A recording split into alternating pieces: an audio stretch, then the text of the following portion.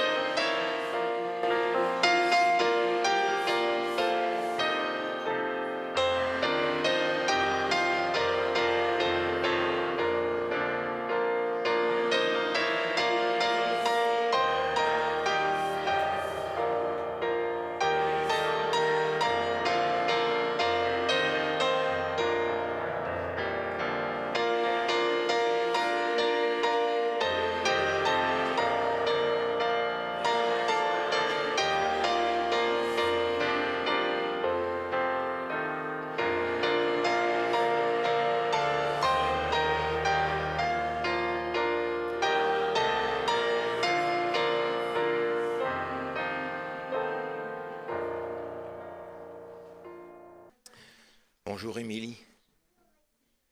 C'est un jour particulier, un peu stressant, mais que tu veux depuis longtemps, n'est-ce pas?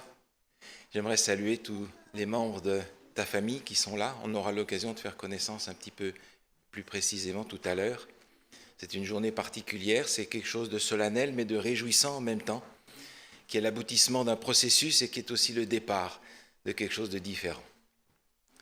J'aimerais vous inviter à incliner la tête, nous allons prier ensemble. Seigneur, ta parole est riche d'enseignements pour nous. Accorde-nous de les recevoir avec le cœur aujourd'hui. Nous t'en prions au nom de Jésus. Amen. Il y avait des pleurs et des grincements de dents dans cette famille. Le père et la mère ne cessaient de pleurer le départ de leur petite fille. C'est une histoire ancienne, c'est une histoire très vieille. Elle s'est déroulée il y a environ 850 ans avant Jésus. Mais elle ressemble étrangement à des histoires qu'on peut retrouver aujourd'hui. cette petite fille avait été kidnappée. Les armées syriennes voisines d'Israël étaient venues, elles avaient fait des campagnes militaires et des razzias importantes. Et les soldats avaient pris tout ce qui leur convenait, des enfants pour en faire des esclaves, des femmes, les provisions, les animaux, les outils, tout ce qui pouvait leur être utile, ils l'avaient emmené, avaient laissé derrière un peuple appauvri, dévasté, dans le deuil. Des gens étaient morts, des enfants avaient disparu. Et cette petite fille était parmi eux, laissant derrière un père, une mère, peut-être d'autres frères et sœurs, je ne sais pas, dans la peine d'avoir perdu tout d'un coup leur sœur. C'est l'histoire qui se trouve dans le 2e livre des Rois, au chapitre 5. Vous connaissez cette histoire. On ne connaît pas le nom de cet enfant. On l'appelle la petite servante de Naaman. Elle est emmenée avec les autres comme du bétail et on va la mettre sur une estrade marchand d'esclaves. On va s'en occuper de cette façon-là. Une belle petite fille, et puis ce jour-là, au marché, passe Madame Naaman, parce qu'on ne connaît pas son nom. Elle a besoin de quelqu'un pour l'aider dans sa maison. C'est une femme de distinction. Et elle va choisir une petite fille qui a l'air à la hauteur de la tâche qui va lui être confiée. Quel âge elle a, je ne sais pas. Mais suffisamment pour avoir à la fois du bon sens et une foi profonde. Alors, cette petite fille va se retrouver servante dans la maison de Madame Naaman. Et Naaman, ce n'est pas n'importe qui. Naaman, c'est le chef de l'armée syrienne. En plus de ça, c'est un héros national parce qu'il a été battre les armées d'Israël. C'est sous sa direction qu'on a fait toutes ces razzias et qu'on a pris tout le matériel dont on avait besoin, les récoltes. C'est sous sa direction que toutes ces opérations ont été menées. Et M. Naaman est considéré comme un chef militaire efficace, puissant, un homme, un héros, quelqu'un vers qui on regarde avec admiration. Et c'est justement chez Naaman que va se trouver cette petite servante. L'une de ses enfants qui a été kidnappée, emmenée pour servir d'esclave dans le pays de Syrie. Et un jour, vous connaissez cette histoire, alors que la petite servante est en train de prendre la poussière et de remplir les carafes d'eau, elle voit sa maîtresse qui est en train de pleurer dans un coin. Alors elle se permet d'approcher et lui demander si elle peut faire quelque chose pour elle. Et sa maîtresse lui répond « Non, tu ne peux rien faire pour moi. Mais peut-être que je peux vous aider. Comment est-ce que je peux vous consoler ?»« Oh, tu ne pourras pas me consoler, alors qu'est-ce qui vous arrive, madame ?»« Oh, il ne m'arrive rien, c'est ton maître, Naaman, qui a la lèpre. » Et la lèpre, vous le savez, c'est une maladie qui aujourd'hui pourrait ressembler à la maladie cancer, la maladie C. Et ça, c'est un C très difficile. La lèpre, ça veut dire à l'époque exclusion, mort, à plus ou moins court terme. Naaman, le grand chef militaire, c'est lui qui est frappé. Alors cet enfant, dont je ne connais pas l'âge, dit mais vous savez, en Israël, il y a un prophète, et le prophète peut guérir les lépreux. Et je me demande comment cet enfant a pu dire ça, parce que il n'y avait pas eu de guérison de lépreux en Israël depuis des siècles. Comment a-t-elle pu dire une chose pareille ? Mais madame, il y a en Israël un prophète et il peut guérir les lépreux. Vraiment ? Vous savez, quand on est désespéré, on prend tout ce qui se présente pour pouvoir trouver une solution. Alors cet enfant va expliquer qu'en Israël, il y a un prophète, il est à tel endroit, etc. Le message va passer à Naaman. Naaman va en parler au roi. Et le roi va envoyer un message avec Naaman au roi Akab. Et le roi Akab, en fait, c'est celui-là qui a été vaincu, va recevoir ce message comme une provocation encore, comme un moyen de provoquer encore la guerre pour qu'il puisse se faire vaincre à nouveau. Le pauvre Akab est furieux, il est hors de lui, et cette fureur du roi va parvenir à l'oreille du prophète. qui va lui dire « Mais enfin, est-ce que tu ne sais pas qu'il y a un prophète en Israël ?» Et j'apprends que cette petite servante qui est à l'étranger en sait plus que le roi d'Israël lui-même. Qui aurait dû savoir, peut-être l'a-t-il oublié, mais comment aurait-il pu qu'il y a un prophète en Israël? Et s'il oublie qu'il y a un prophète en Israël, vous le savez pour avoir lu l'histoire avant moi, qu'il avait aussi oublié qu'il y avait un Dieu. Il avait oublié qu'il y avait un Dieu. Alors Élisée fait dire au roi, « Ne sais-tu pas qu'il y a un prophète en Israël? Envoie-moi cet homme. » Et on va rediriger Naaman avec tous ceux qui l'accompagnent, des gardes du corps, des cavaliers, tout un tas de gens qui accompagnent les gens importants. On va le rediriger vers la petite maison où se trouve Élisée, en pleine campagne. Toute cette grande armada de gens arrive à cheval, on entoure cet homme, on garde un peu les distances parce qu'on ne sait jamais, peut-être qu'on sera contaminé aussi. Et on arrive devant la porte de la maison de Élisée. Et puis tout d'un coup, un homme sort et dit, « Voici, mon maître t'envoie dire, va te baigner 7 fois dans le Jourdain et ta peau sera de nouveau pure. » Et là, Naaman tombe presque de son cheval. Parce qu'il dit, mais qu'est-ce que c'est que cette réception pour un personnage comme moi? Il envoie simplement son serviteur, il ne vient pas lui-même.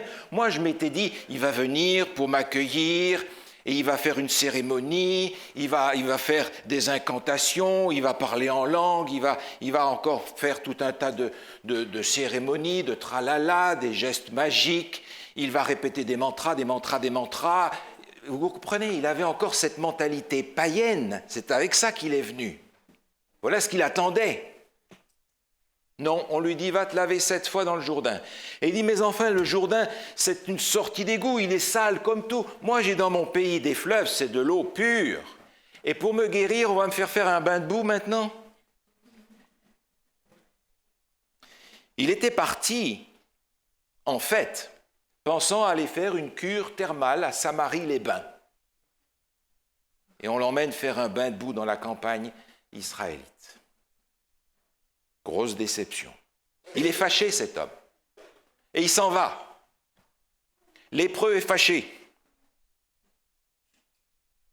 Et son entourage se demande un peu ce qui se passe. Et dans le texte, nous avons un rapport de ce que ses amis qui étaient avec lui ont dit.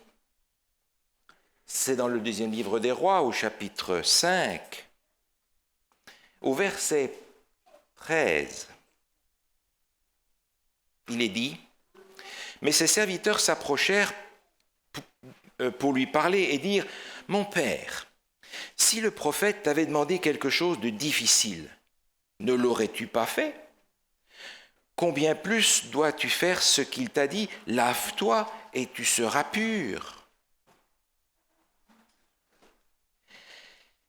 Vous avez remarqué dans cette histoire, quelque chose me frappe. C'est que pour agir, Dieu emploie des gens de rien. Il va utiliser une petite fille. Il va utiliser un serviteur.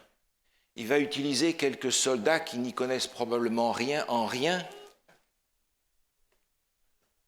Ça me fait penser à cette époque que nous vivons et que nous vivrons bientôt, où le Seigneur va utiliser ce qui est à nos yeux des outils de rien, pour accomplir une œuvre extrêmement importante.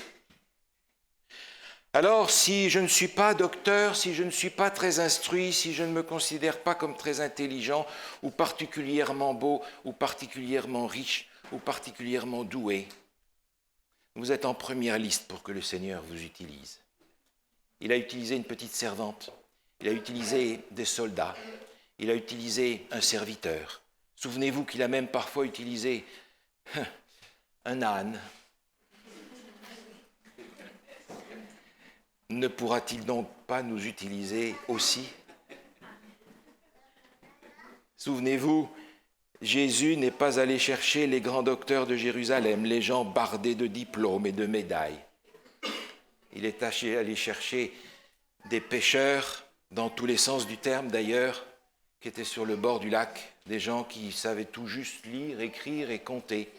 Un minimum finalement, des gens qui avaient brillamment réussi leur première année d'école primaire et qui est allé au travail. Si vous vous sentez dans cette catégorie-là, bienvenue dans le groupe des gens que le Seigneur aime utiliser. Parce qu'au moins ceux-là savent qu'ils dépendent de Dieu pour remplir son œuvre. Vous savez, Dieu utilise des chemins que nous avons souvent du mal à comprendre.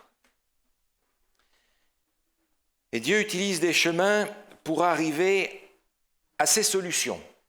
Et nous, comme Naaman, bien souvent, nous nous faisons une idée de ce que Dieu devrait faire pour résoudre tel et tel problème, pour arranger telle et telle situation. Nous nous faisons un scénario, un plan. Nous avons une idée de ce que Dieu devrait faire.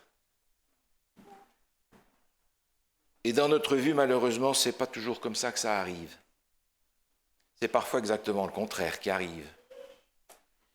Et si vous réfléchissez bien, vous vous rendrez compte, comme je m'en suis rendu compte moi aussi, c'est que les plans que nous avons et que nous aimerions imposer à Dieu, les solutions que nous avons et que nous prétendons être les meilleures que Dieu devrait utiliser, sont souvent des plans et des solutions qui font l'économie de notre abaissement, qui évitent l'humilité et l'humiliation.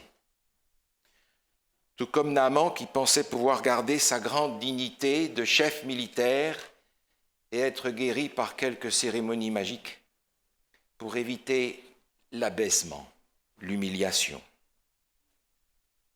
Alors Naaman se met finalement en maillot de bain devant toute son armée et approche, grognon, des eaux boueuses du Jourdain. Vous voyez cet homme costaud, ce militaire, écoutez, c'est un chef militaire, c'est pas un petit bonhomme, une espèce d'armoire à glace qui s'approche en bougonnant de cette eau sale dans laquelle il y a des branches, des feuilles, de la boue, des grenouilles et tout ça qui circule.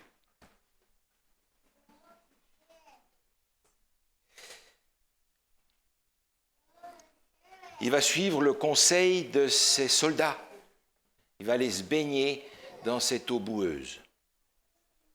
Et vous savez, je pense que ça ne doit pas être facile pour cet homme important, ce personnage à qui tout le monde obéit en fait, qui fait obéir tout le monde. Voilà maintenant qu'il doit de pas à pas aller s'abaisser. Dans le livre Vers Jésus, je trouve d'ailleurs ces quelques phrases qui correspondent à notre histoire. Écoutez ceci. Dieu désire nous guérir et nous rendre la liberté. Mais comme cela nécessite une transformation complète de notre nature, il faut que nous nous abandonnions complètement à lui. La guerre contre le moi est la plus grande qui ait jamais été livrée. L'abandon de soi-même, la soumission entière à la volonté de Dieu ne s'obtient pas sans combat. Mais cette soumission est nécessaire à notre transformation, à notre sanctification. C'est plus facile pour nous de faire que de laisser faire. Et Naaman va se soumettre à ce que le serviteur lui a transmis de la prophète. Et il va aller dans les eaux du Jourdain. Il va se plonger là-dedans une fois, puis 2 fois. Et c'est une drôle de cérémonie parce que sur le bord de la rivière, il y a tout le monde, il y a ses soldats, ses gardes du corps, les chevaux sont restés derrière, tout le monde est descendu à terre et tout le monde est là au bord de l'eau en train de regarder en silence ce qui va arriver à M. Naaman. Tout le monde est là et il est là au milieu de cette rivière boueuse et il se plonge 1 fois, 2 fois, 3 fois, 4 fois. Et tout le monde regarde, on attend de voir ce qui va arriver, parce qu'à chaque fois, il ressort avec ses grosses taches blanches sur son corps. 5 fois, 6 fois, et là, on n'entend plus rien, tout le monde est là. 7 fois, et quand il ressort, sa peau est comme la peau d'un bébé, dit le texte. Une peau fraîche et belle, une peau de bébé pour un soldat. Et tout le monde le voit et vous entendez sur le bord des cris de joie, des cris de victoire parce que c'est extraordinaire. Naaman est guéri. Le prophète avait raison. Il a fallu qu'il se plonge 7 fois dans les eaux du Jourdain. En fait, quand j'y pense, le combat de Naaman n'est pas d'abord un combat contre sa maladie. Le combat de Naaman est d'abord un combat contre lui-même. Et ce combat contre lui-même, finalement, il l'a gagné. C'est la première fois dans sa vie que Naaman est vainqueur quand il s'abaisse. Pour vous, est-ce que c'est la première fois aussi? Quand est-ce que la dernière fois vous avez gagné une victoire? En vous abaissant et en vous abandonnant à Dieu entièrement. C'est un petit peu inhabituel comme stratégie. Et encore une fois, c'est cette stratégie que Dieu a et qui nous prend au dépourvu la plupart du temps. En fait, c'est plus qu'une guérison. C'est beaucoup plus que la guérison de la lèpre. C'est en réalité une conversion qui s'est passée dans cette immersion dans le Jourdain. Une conversion qui a fait de Naaman un enfant de Dieu. Dans le 2e livre des Rois, au chapitre 5 et au verset 15, Naaman dit lui-même qu'il n'y a pas d'autre Dieu. Voici, je reconnais qu'il n'y a point de Dieu sur toute la terre, si ce n'est qu'en Israël. Oh, des dieux, il en avait plein sa maison. Mais maintenant, il reconnaît qu'il y a un seul Dieu. C'est le Dieu d'Israël. Le chef syrien qui a fait la guerre à Israël et qui l'a vaincu, qui a fait des rapts et des razzias partout, doit maintenant venir en Israël se baigner 7 fois dans le Jourdain pour devenir un enfant du Dieu d'Israël. L'histoire de 7 baptêmes. Et pourquoi a-t-il donc dû se faire baptiser 7 fois? Je ne suis pas en train de dire, rassure-toi Émilie, qu'il va falloir être baptisé 7 fois pour pouvoir en sortir purifié. C'est pas du tout ce que je voulais dire. Mais pour un personnage comme lui, il y avait une chose qu'il fallait qu'il apprenne, c'est que pour s'abaisser, ça demande de savoir obéir. Obéir jusqu'au bout. Parce que s'il s'était arrêté à 6 fois, il serait reparti avec ses taches sur tout son corps. Il fallait qu'il apprenne à obéir à ce Dieu-là qui est un Dieu tout-puissant, qui n'a pas besoin d'une grande cérémonie pour guérir quelqu'un, il suffit qu'il donne sa volonté et qu'on lui obéisse jusqu'au bout.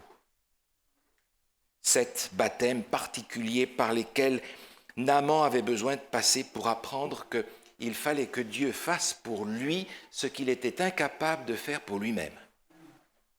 Et je trouve encore cette phrase qui commente cet événement admirablement. Qu'est-ce que la justification par la foi? C'est l'œuvre de Dieu qui conduit la gloire de l'homme dans la poussière en faisant pour l'homme ce qu'il n'a pas la force d'accomplir pour lui-même. Naaman aurait voulu avoir quelque chose de difficile à faire, quelque chose d'impressionnant pour faire comprendre qu'il a joué une part dans sa guérison. Et Dieu lui a donné une solution dans laquelle il n'avait aucune part si ce n'est l'obéissance.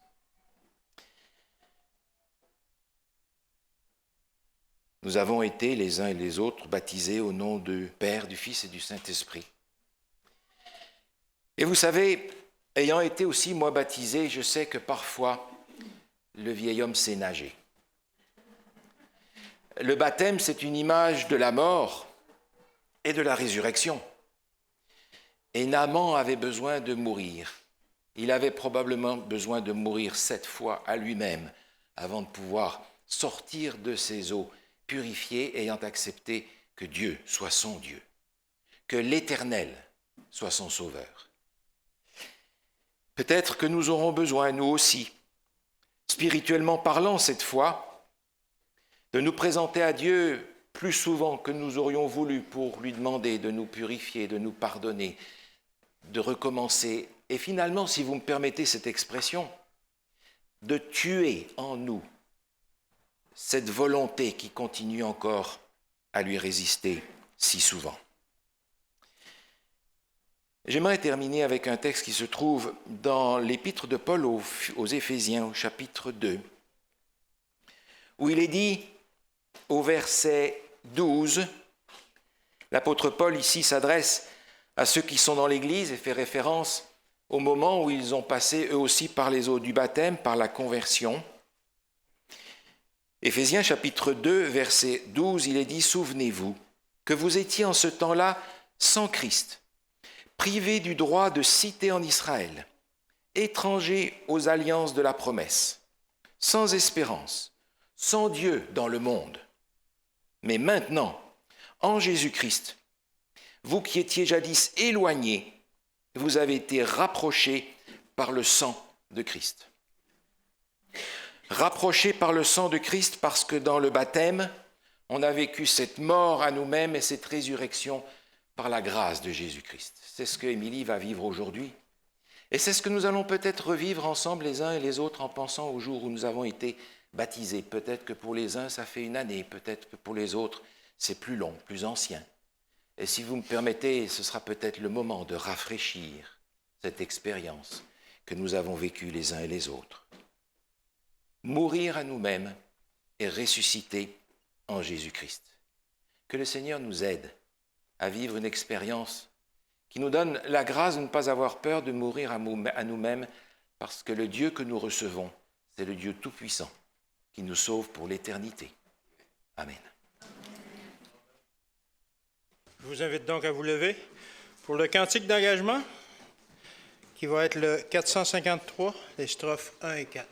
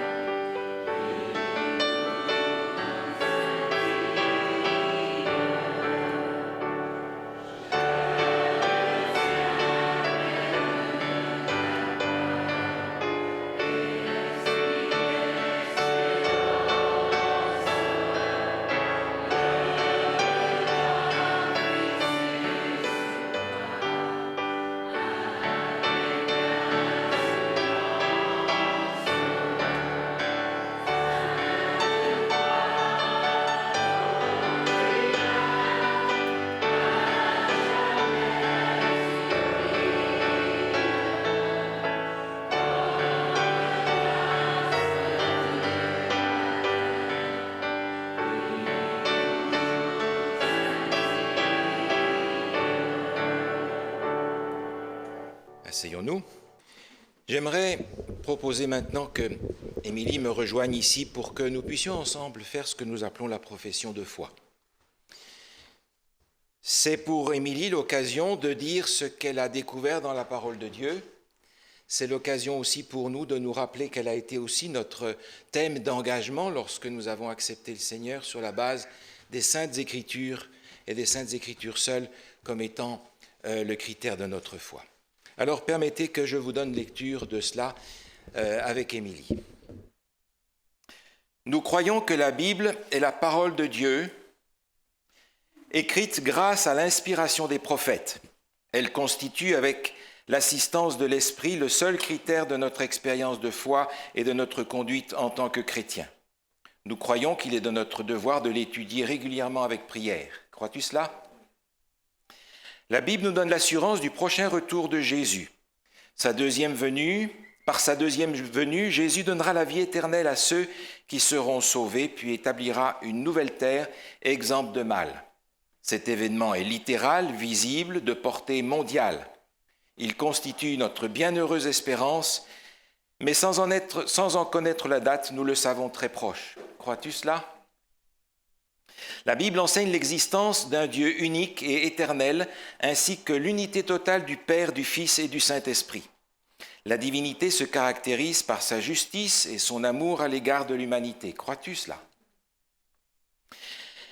La Bible enseigne que Jésus-Christ, étant entièrement divin et entièrement humain, est le seul par qui nous puissions être sauvés. Grâce à son ministère en notre faveur et par sa mort à notre place, il est devenu notre seul médiateur avec Dieu. Crois-tu cela ? La Bible enseigne que la vie, la mort et la résurrection de Jésus sont les moyens par lesquels Dieu nous propose d'être sauvés. Sa mort expiatoire libère du péché et de la mort quiconque accepte par la foi Jésus comme son sauveur personnel. Elle nous enseigne le pardon de Dieu et la force de vivre une vie nouvelle en harmonie avec sa loi. Crois-tu cela et acceptes-tu Jésus comme ton sauveur personnel ? Et avec joie. La Bible enseigne que les morts dorment inconscients et que les sauvés seront ressuscités glorieux au retour de Jésus. Crois-tu cela ?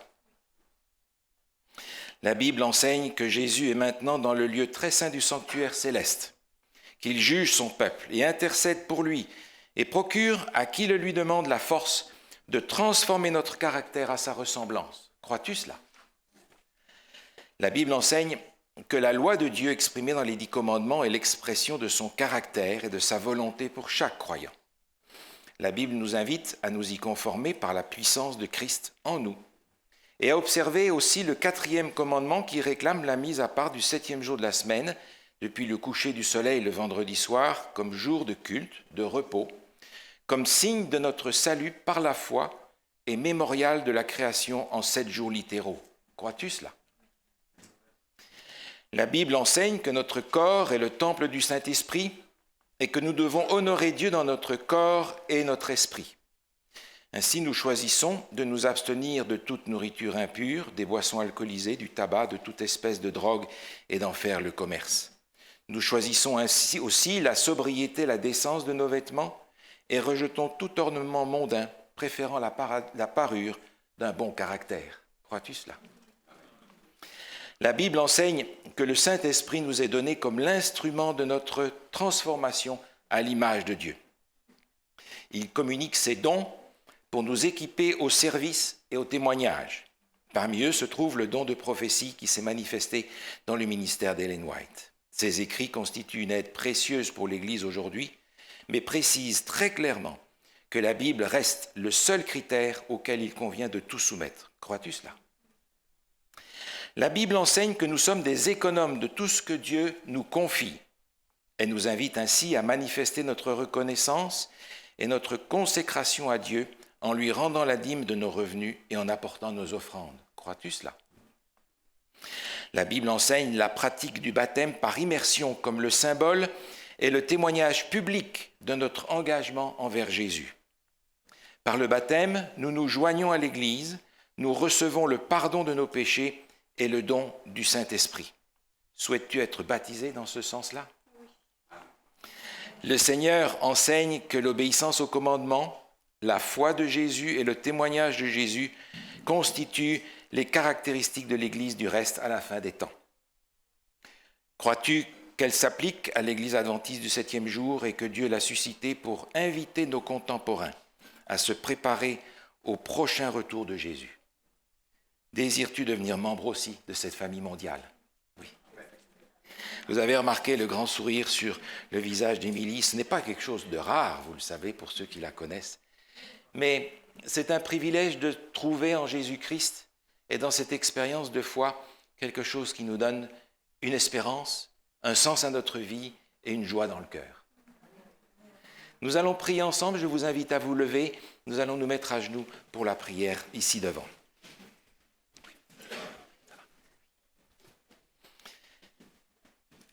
Notre Dieu, notre Père, aujourd'hui nous voulons nous tourner vers toi avec reconnaissance, avec joie, parce que tu nous dis dans ta parole que le ciel entier se réjouit, ne serait-ce que pour un pécheur qui se repent. Et Seigneur, aujourd'hui, nous voulons participer à cette joie-là. Nous voudrions, Seigneur, que beaucoup d'hommes, de femmes, de jeunes puissent accepter Jésus comme leur sauveur et attendre son retour avec impatience. Nous te remercions pour l'expérience d'Émilie qui lui a permis de découvrir Jésus d'une façon tout à fait différente. Et nous te remercions de ce qu'elle attend aujourd'hui son retour dans la paix, dans la joie, sachant qu'elle reçoit de ta part, Seigneur, ce manteau de justice qui transforme, qui pardonne. Seigneur, nous te remercions pour la bienheureuse espérance que tu nous donnes. Mais tu nous proposes aussi de voir en chacun d'entre nous se réaliser ta promesse, celle selon laquelle tu veux nous donner ton Saint-Esprit, Seigneur, en abondance. Nous en avons besoin chacun pour que tu fasses en nous cette œuvre de transformation que tu as promis d'accomplir, mais pour que tu nous équipes aussi au service, au témoignage, parce que cette génération, Seigneur, a besoin d'entendre et de savoir que Jésus est un ami fidèle et tendre et qu'il est prêt de pardonner et de reconstruire nos vies dans la joie et dans l'attente de son retour. Tu as mis cela, Seigneur, dans le cœur d'Émilie. Nous te prions de raviver cette bienheureuse espérance dans notre cœur à chacun et de nous donner la grâce de voir en Jésus un ami nouveau, dans une dimension extraordinairement grande parce que son amour n'est pas mesurable. Nous avons besoin, chacun d'entre nous, de cet amour infini parce que nous nous rendons compte que nous n'en sommes même pas dignes. Pourtant, Jésus est mort à notre place. Et Seigneur, aujourd'hui, accorde ton esprit à Émilie d'une façon particulière pour qu'elle puisse continuer sa marche avec toi jusqu'à ce que tu reviennes. Nous te le demandons au nom de Jésus, notre divin Sauveur. Amen. J'invite à vous asseoir.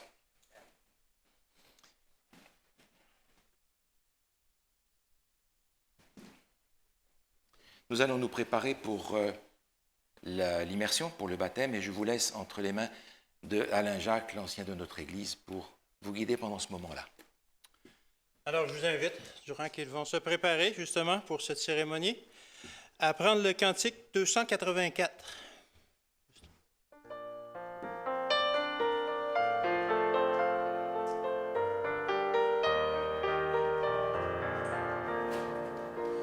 Je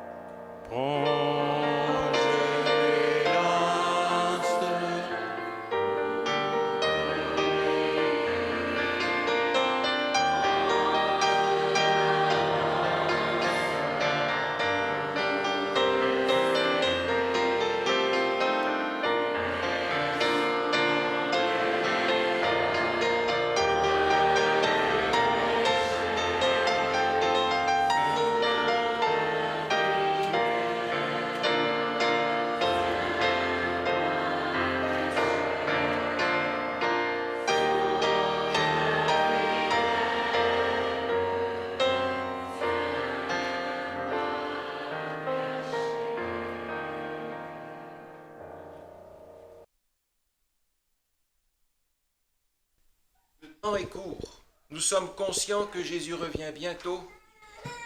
Et nous voudrions, Seigneur, demander au Seigneur de faire que des Émilie, il y en ait beaucoup. Je lui ai demandé comment on pouvait faire pour en faire d'autres, mais elle ne savait pas. Alors je demande au Seigneur de mettre sur le chemin de la croix toutes les Émilie qui se trouvent dans ce monde et qui cherchent avec soif la connaissance de Jésus-Christ. Et aujourd'hui, sur l'ordre du Seigneur Jésus et sur ta profession de foi en lui comme ton sauveur personnel, Émilie, je te baptise au nom du Père, du Fils et du Saint-Esprit. Amen. Amen. Amen. Tel que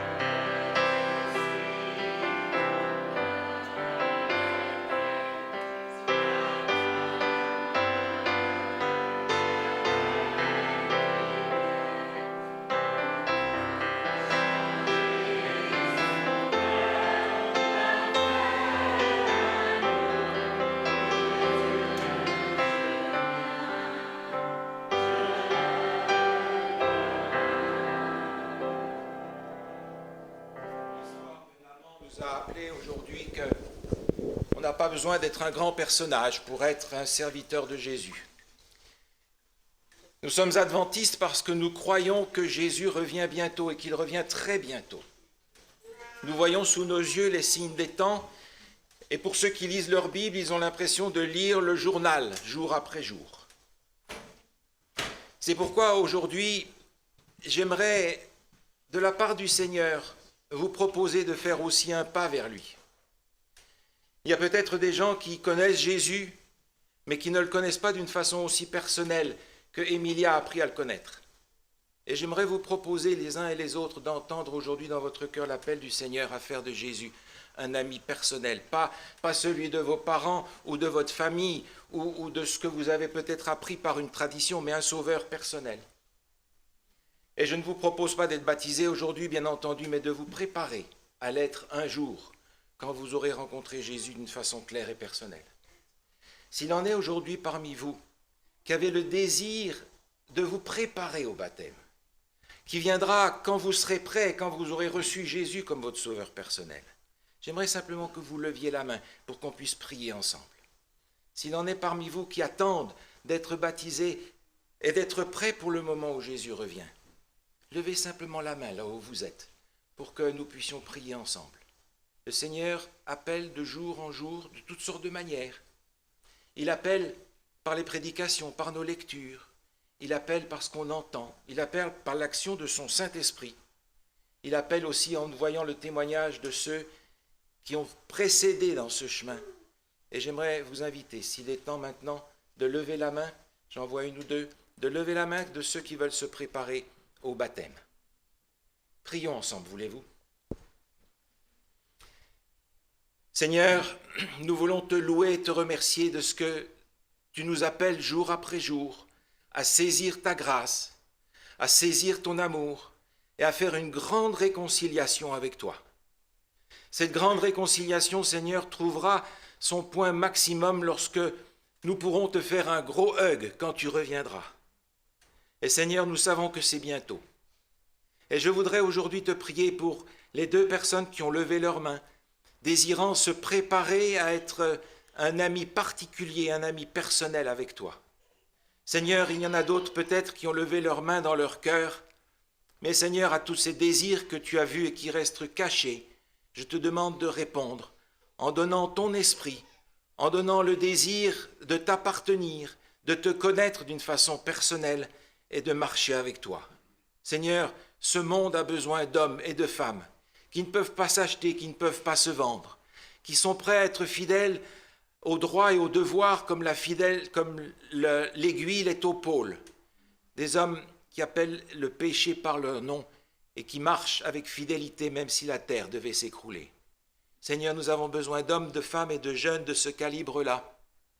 Et nous te demandons, Seigneur, de les trouver dans ton Église, dans le monde, et de permettre que par eux, ton œuvre s'accomplisse. Seigneur, réponds à notre prière parce que c'est au nom de Jésus, notre divin Sauveur, qui est mort sur la croix pour nous, que nous te prions, et tous ensemble nous disons Amen et Amen.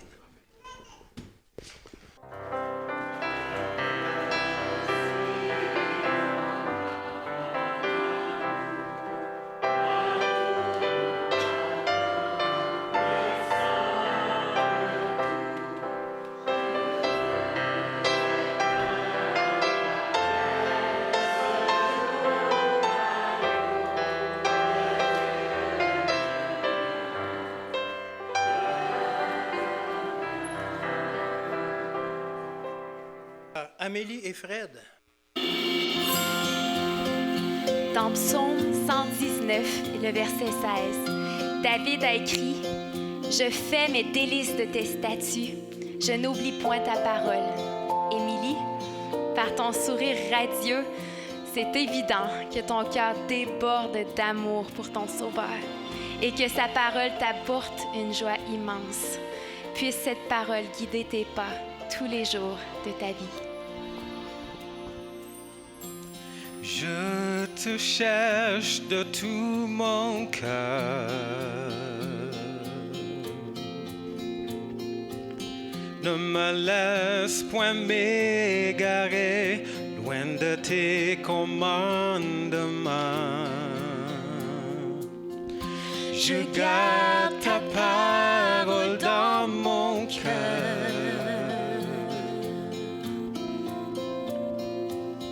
Afin de ne point pécher contre toi, Seigneur. Ta parole est une lampe qui guide mes pas. Ta parole, une lumière sur mon chemin. Ta parole est cachée dans mon cœur, je ne l'oublierai jamais. Au plus profond de moi, ta parole vit et y restera toujours.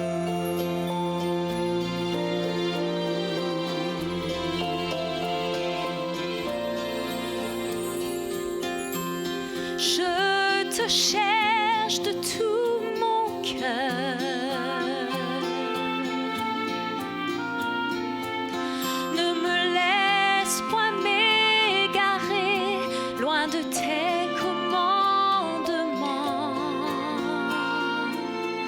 Je garde ta parole dans mon cœur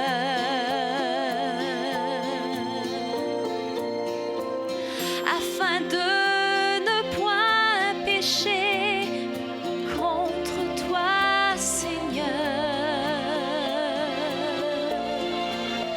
Ta parole est une lampe qui guide mes pas. Ta parole, une lumière sur mon chemin. Ta parole est cachée dans mon cœur, je ne l'oublierai jamais. Au plus profond de moi, ta parole vit et y restera toujours.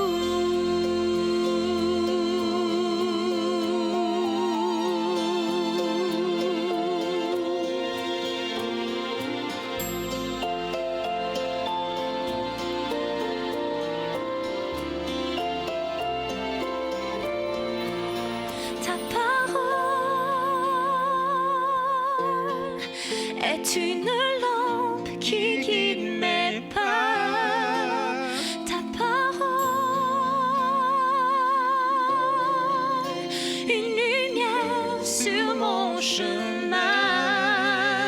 Ta parole est cachée dans mon cœur, je ne l'oublierai jamais. Au plus profond de moi, ta parole vit et y restera toujours.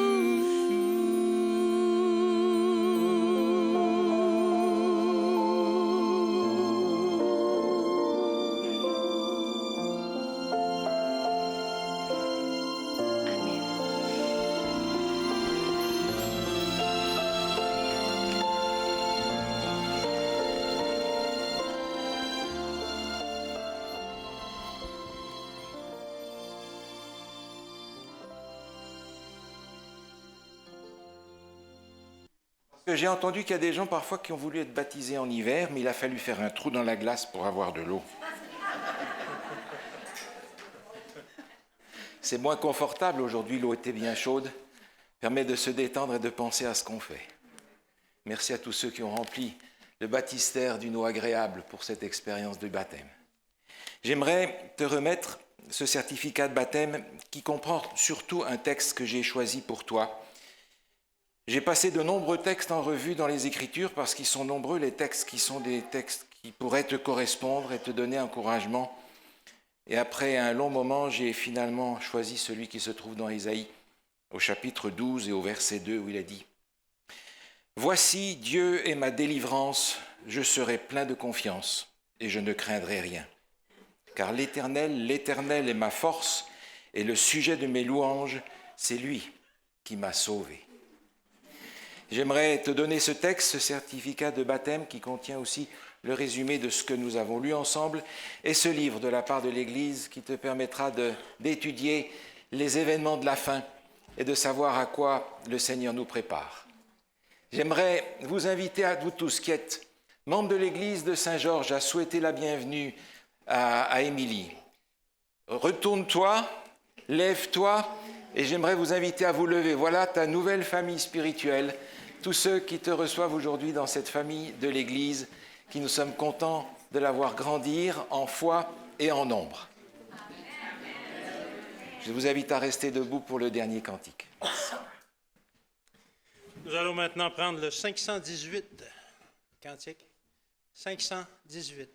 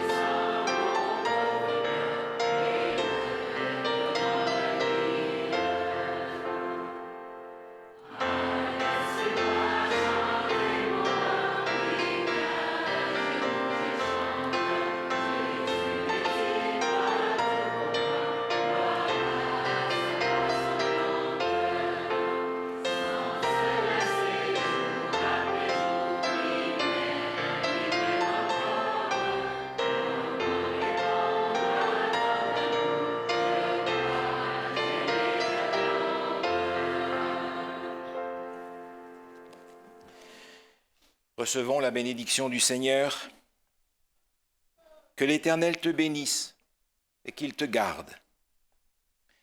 Que l'Éternel fasse luire sa face sur toi et qu'il t'accorde sa grâce. Que l'Éternel tourne sa face vers toi et qu'il te donne la paix. Allons en paix. Amen.